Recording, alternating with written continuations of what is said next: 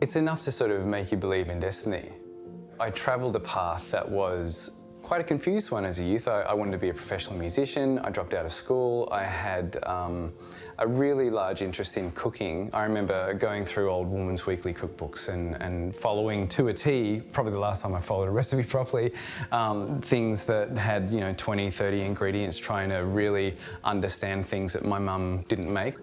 And then one day my dad said, so you dropped out of school a long time ago and you're not really doing anything, and my brother's girlfriend's cousin's fiance was the chef at this new hotel that was opening up, a little boutique hotel, and you've got an interview with him. So I went along, cut my hair, had an interview with him, and I loved everything about it. I loved the hours were very much like they were late, so it was just like playing gigs. It was very social.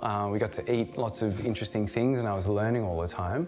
But I always had this sort of creative output. I wanted to do something creative, and that took me around the world. The last thing that happened really influenced me to move to this sort of work was I was working in Guatemala and doing community work and building stoves and doing all these sorts of things. And it was amazing in terms of knowing people, their generosity, an experience for my life, but it also did make me stop and wonder about where I was spending my energy and what there was that I could do in my home country. So I returned, and it wasn't instant, but I always had that as somewhere that I wanted to end up. I used to teach Mexican classes at the Essential Ingredient in Newcastle, and I got a call from the lady who ran and owned the Essential Ingredient. She said, I want to warn you about what you might be getting in for, but I know you're looking for something, and I know Ronnie's looking for someone like you. She wants someone who can teach, who can cook, who can communicate, and it might be something that you want to do.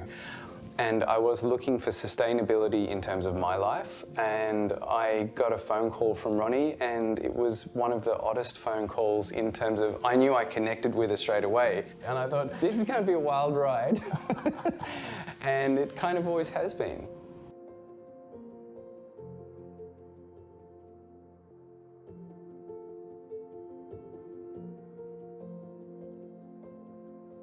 There's a lot of pre-planning involved in making sure that these days run really smoothly. So the chefs are always aware of working with the drivers and finding out what is available and what's coming in. So they'll plan a couple of days in advance and be able to adapt from that. So the volunteers and chefs come in quite early, start cooking like a huge amount of food, which is then chilled down, packed into containers, labelled and then sent out.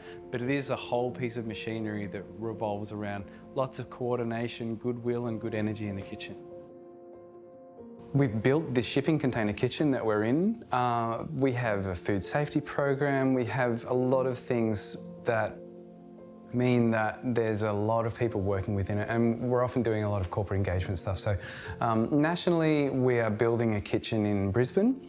We froze on a kitchen in Melbourne a little while ago, but it's sort of having touch points with all the chefs across the country and developing their programs from what we've not only succeeded in, but what we've failed in here too. So with our resources, it's always a different version of a business model. You don't just say, we'll pay for it and then it'll happen. It's about how can we utilise our incredible yellow army, how can we reduce our costs, and how can we divert those costs to feeding more people. As we haven't touched on, but I'm sure you know, for every $1 that we receive, we can provide 2 meals. So that's a big part of the kitchen mandate, is doing something really with purpose, but also something that does generate opportunities for revenue to deliver meals. We pay our drivers, we have your wonderful vans and ours that get things out onto the road, but it's about being sustainable in that way as well. So it's a pretty big job.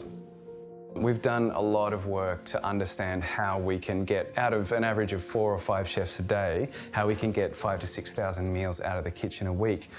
We do source things like diced onion because we just don't have the labour force to produce this. There's so many things that we do through cooked meals, but then we have catering, food truck, events and all those sort of things. But for this specific initiative, it's about maintaining that really high volume, something which tastes like a home-cooked meal. We ourselves have done 240,000 meals just out of these kitchens. our volunteers probably outnumber staff 10 to 1, but they engage in various activities and lots of them are off-site. So our market, our hamper hub, could be going to the market and speaking to people about food waste, but could be coming into the kitchen and assisting with packing or cooking. So yeah, there's a lot of them out there. Wonderful people. It's a really curious thing. Everybody's enthused about zero waste, but then when you tell them what they're eating, we've found in a commercial sphere, it's easier to do it and tell them afterwards rather than let them know what they're actually engaging in and supporting. Because it's really about, do people want to eat broccoli stems? Do they want, I don't know, sourdough ferment left over? They want, when they're paying for something, for it to be the first grade, and then for everything else to be, I don't know, sent to a charity. So I suppose that's where they're supporting, oh, it shouldn't go to waste, but we're not necessarily that keen on. It's in fact extremely unfortunate how much food does go to waste, and that we do rescue around 400 tonnes of food a month across the country. So you can imagine in Sydney, with our infrastructure that we have here, we're able to really say to a driver, hey, we're looking for mushrooms today, and we'll get mushrooms.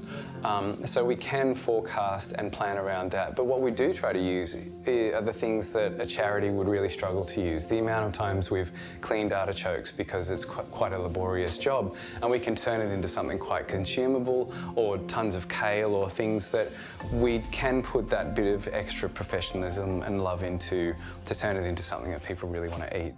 The week that we shut down, we had, I think it was 14 classes and 7 catering and food truck events, and a team of 12 to 14 chefs and kitchen hands that were suddenly without employment. Well, they weren't, they were without engagement. So we switched immediately to just producing meals, and it wasn't haphazard, but we didn't have the experience to do 1,000 to 1,200 meals a day, so we're probably producing 300 to 400.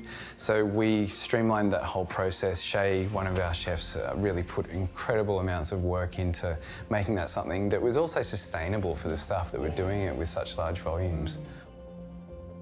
If I could go back and talk to my 16-year-old self, who was dropping out of school and playing gigs every weekend, and by just circumstance ended up becoming a chef, I would say embrace fully that is who you are and that's what you're doing for the time that you're doing it. I think that I wasn't all in, and that meant that I was doing whatever sort of came to me. I wasn't chasing the best outcomes. I wasn't seeing the pathway towards something that could be bigger than me, which is what I do now. I have something which is really impactful. Ronnie has this turn of phrase that we're a magnet for magnificent people.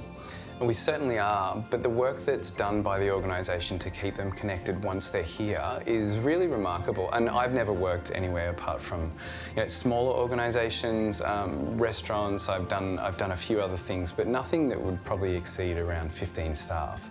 So to be here, to understand that we have, I wouldn't even know, we're growing so quickly, but there's certainly at least 120 people working within the Sydney and national office here. And I was remarking with one of the chefs the other day in that we were talking about how lucky we are to work here, and just that I don't know that I've ever been in another workplace where nobody has a problem with anybody else.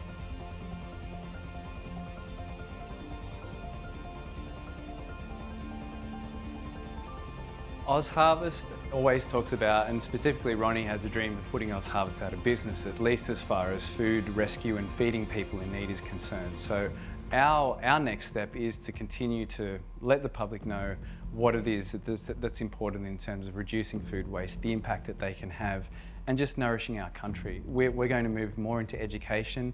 We're going to share more innovative ideas in the food space and continue to grow and adapt to the needs of the community.